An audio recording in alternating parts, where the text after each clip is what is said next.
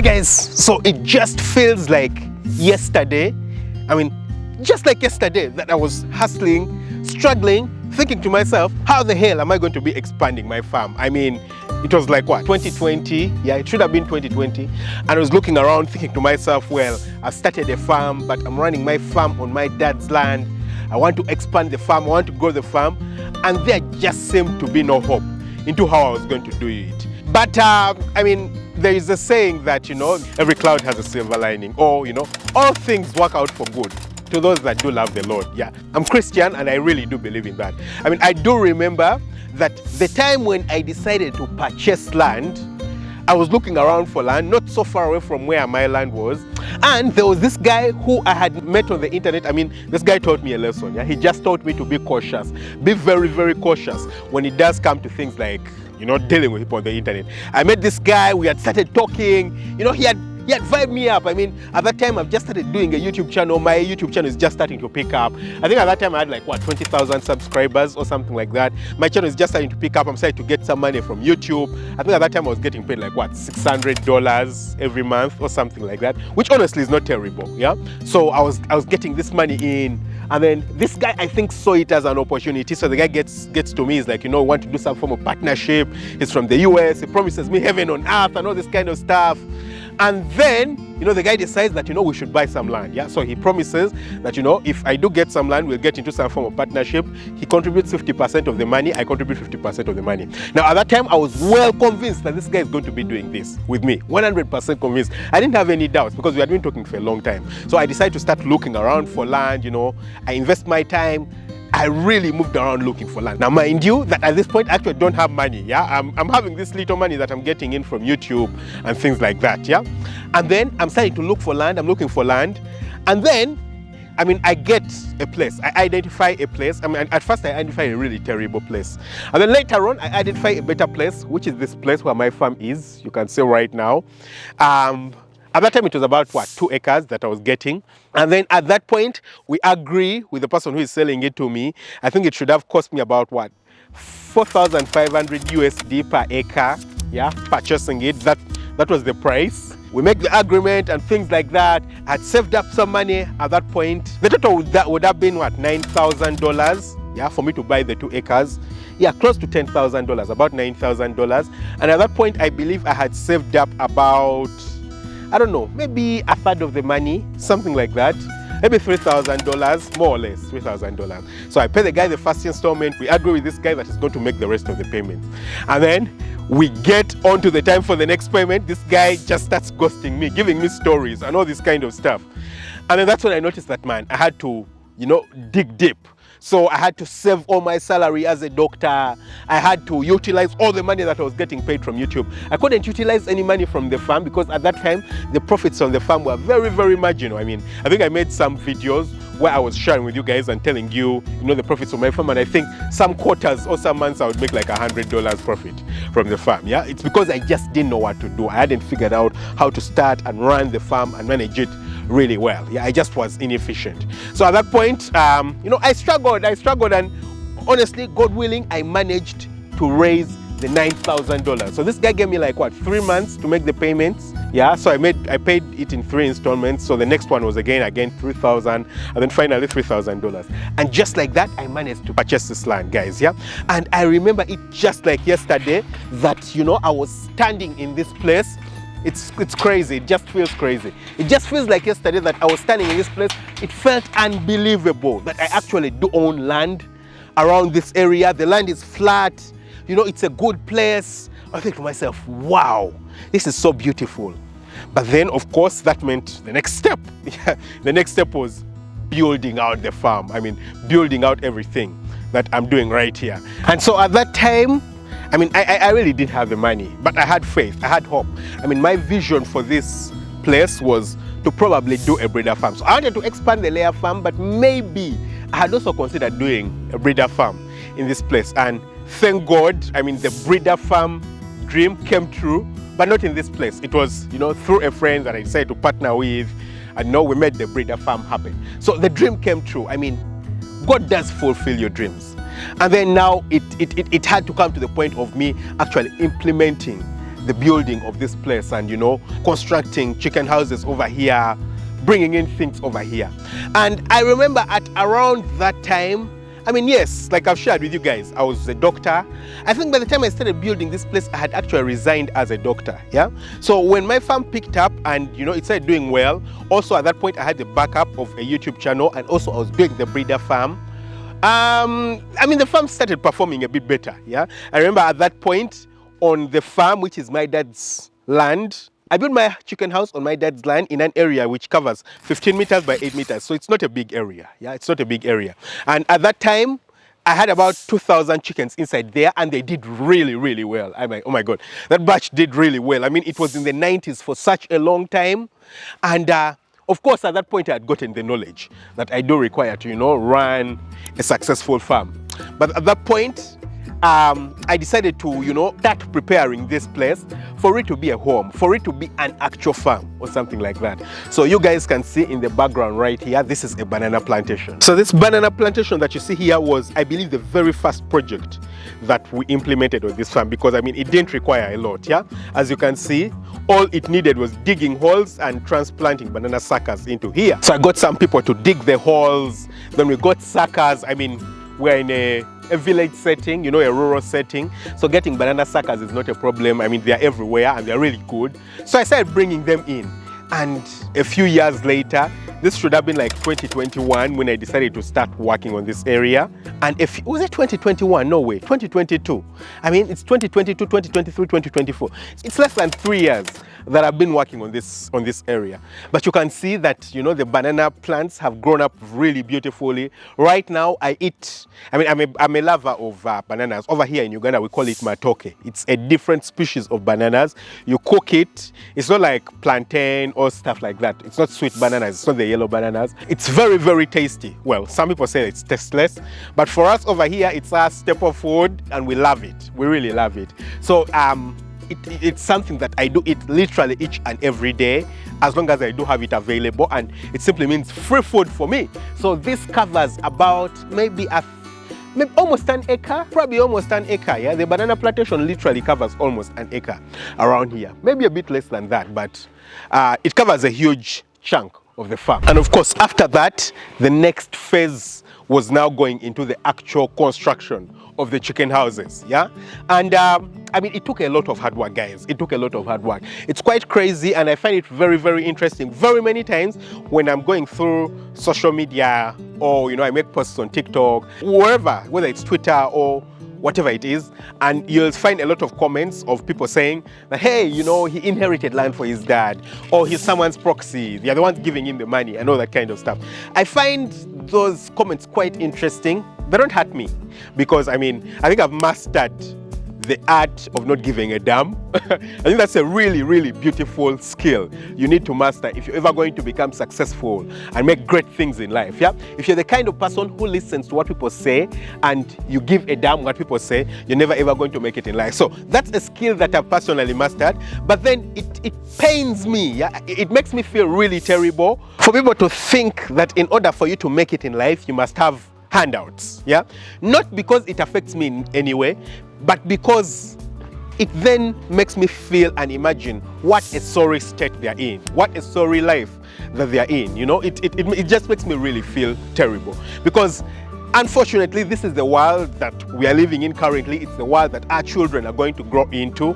And then if this kind of mindset just keeps growing, then, I mean, we are a lost species, yeah? If this is what just keeps going on, and this is what, you know, just, you know, grows up in people, and this is what they believe each and every day, and this becomes, you know, the norm, then it makes me feel bad, makes me really feel terrible, because then society is just moving backwards. Yeah, people then believing that, I mean, for you to make it, it must be a handout, you must have gotten some form of help from someone or something like that. And that makes me really, really feel terrible. Yeah, but I mean, I'm trying to do my best. Fortunately enough, for you guys who are watching me right now, yeah, I do believe that most of you guys who are watching me right now, you've seen the journey, you've seen the story, and so you believe that. And for me, that's the goal. I mean, to be able to inspire people outside there to believe that it's 100% possible, for you to start with as little as possible and make it to the very top. Yeah, you don't need to get handouts. Actually, I hate it. I don't like the idea of handouts. I love it when people take responsibility of their lives. When people place everything in their control, they go and work towards something and actually do achieve it. Yeah, so for me, that's the goal, that's the beauty, that's the reason I've made this YouTube channel. That's the reason I'm sharing and consistently keep sharing on the YouTube channel. I mean, currently, honestly, compared to all the other revenue sources I do have, the YouTube channel is like such a very tiny percentage, very, very tiny. So, I mean, it takes up too much of my time, and currently, I mean, it's the reason I even do have editors and all this kind of stuff, because it's not really worth my time currently. I mean, I can utilize my time to do other things that probably bring me more money. But because of the desire to inspire and have people's lives change and have people's lives influence, I keep making these videos each and every freaking week. I mean, 3 videos every week. That's why I keep doing, I mean, over the past few, months, probably from the beginning of the year, because I want to have you guys inspired and for you to understand that it's actually 100% possible. So after we had planted the plantation, which is over there, the next thing we did was build this chicken house. Yeah, so you can see it. So this is, I personally do believe, a better chicken house than the very first one. Now, of course, the materials I used seem to be a bit less efficient, because for the first one, I did place, bricks down, and then iron sheeting up. For this one, it's literally just iron sheeting the entire building. The structure measures 20 meters by 8 meters. You can see on the side there is a sick bay. Yeah, that's a sick bay where, I mean, we isolate birds that are probably broody or birds that are sick and things like that. That's the sick bay. And then these are tanks. So these 2 tanks supply the chicken house. Yeah, now they supply this chicken house too, but initially they only supply this chicken house. So 1 tank for the upper floor and 1 tank for the lower floor. The water moves in by gravity. So that was the very first chicken house that I constructed on this area. And at that time I didn't have a house. I mean, if I do look in the background right there, yeah, I think you can see my house. I mean, it's just peeping out. Yeah, so after constructing that, I also constructed the place where the guys stay.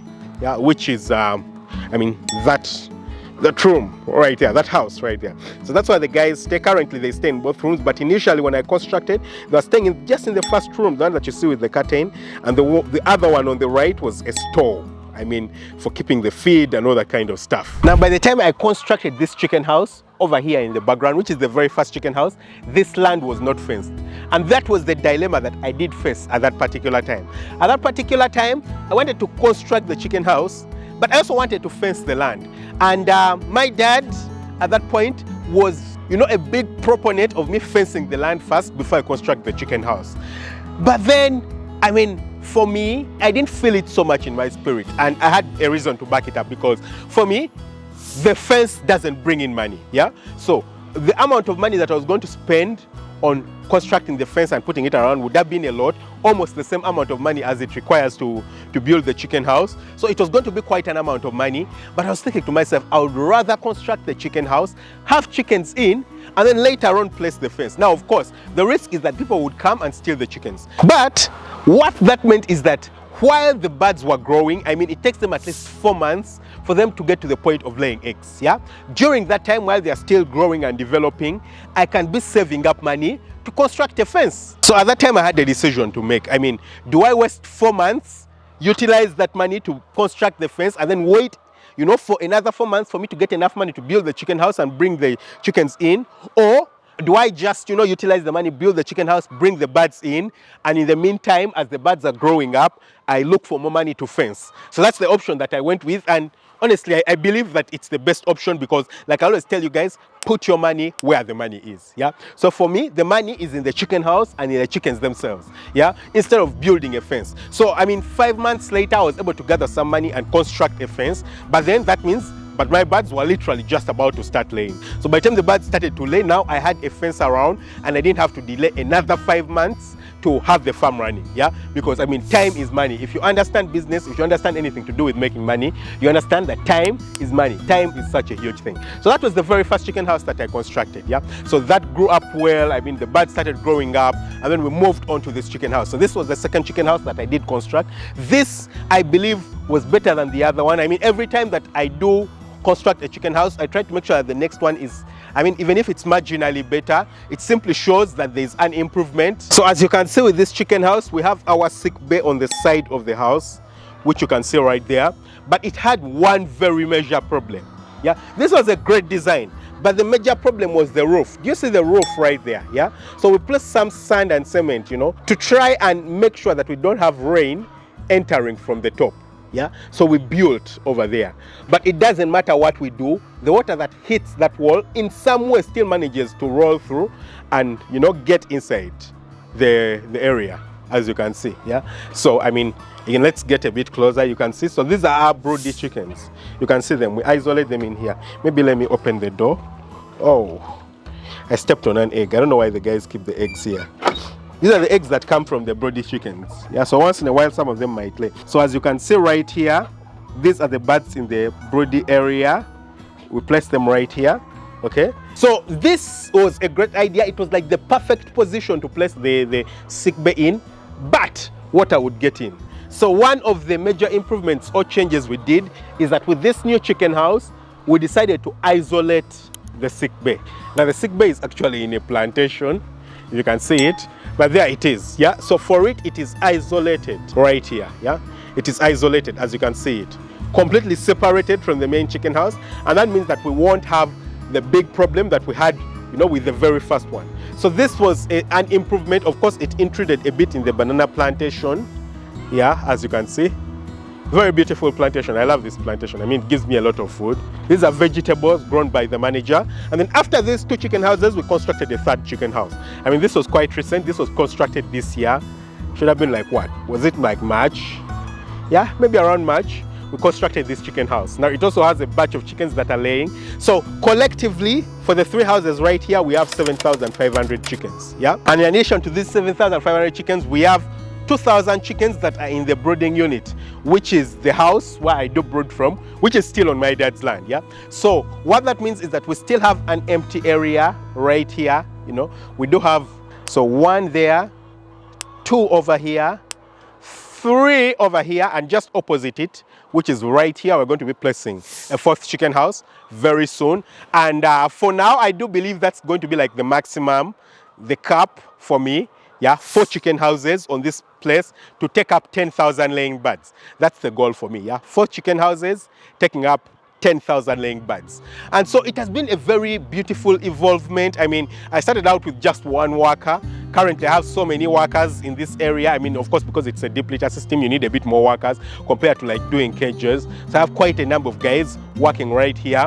And in addition to that, guys, we even managed to build a feed store. So you can see the feed store right there in the background. Yeah, so that's a feed store. It measures 14 by 8 meters right there. We can store quite an amount of feed there. We can store, I think, like over 40 tons, 50, 60 tons of feed can go inside there, and can even utilize it for, you know, for working and all those kinds of things. So it's been very beautiful. I also managed to build myself a house on this area. I mean, I'm the kind of person who is very, I would say, utilitarian. You know, I don't like doing stuff that I'm not going to use. Yeah, so I constructed a small house on the farm because why the hell do I need a big house? I mean, I could construct a house that's going to cost me what, $200,000, $100,000 on the farm. But what's the need of all that? I'm never going to live here like full time. I do have family that lives in the city, and because I have to take the kids to school, ideally I would be living here if I didn't have to take the kids to school.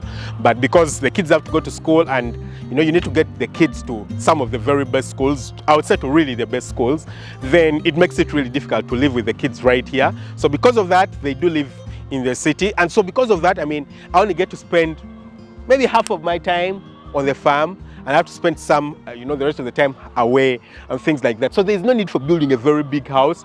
And even if the family was living here, what's the use of building a very huge house that you're never going to utilize? I would rather utilize that money to, you know, build chicken houses, buy maybe more property, expand the farm in other kinds of things, and do other kinds of things. For me, I feel like that's a better value for money, because I'm not trying to show off. I'm not showing off to anyone. Yeah, I could decide to show off, but why? What's the purpose? What's the goal? There's no need for showing off. Yeah, so I do only the things that I find important. Maybe sometime in the future I'm going to build maybe another smaller house around, but for now I do the things that I feel do matter and the things that I value, because in the end it's about personal satisfaction and getting great results. So yes, that's how we've managed, I mean, in just a short while, to be able to evolve the farm, get great results on the farm, transform the farm, you know, put up all these structures. And guys, like I keep telling you guys, I haven't even started yet. This is just the beginning. And I honestly can't wait to see what will be happening in this place and in all the other places 2 years from now. I'm quite excited about it. Don't forget to hit the subscribe button, smash the notification bell. That way you never miss out on an upload. Catch you very soon with another video. Lots of love. Bye-bye.